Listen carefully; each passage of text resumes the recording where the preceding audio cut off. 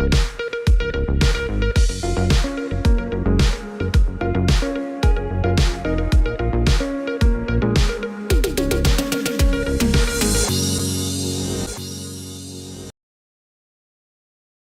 News കാലാവസ്ഥാ വാർത്തയിലേക്ക് സ്വാഗതം.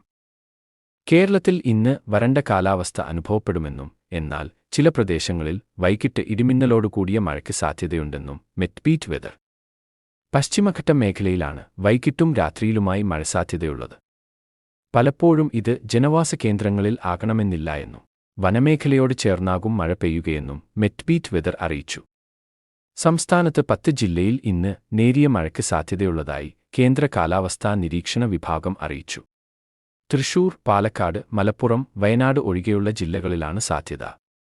ആയതിനാൽ ഈ 10 ജില്ലയിൽ കേന്ദ്ര കാലാവസ്ഥാ നിരീക്ഷണ വിഭാഗം ഇന്ന് ഗ്രീൻ അലർട്ട് നൽകിയിട്ടുണ്ട്.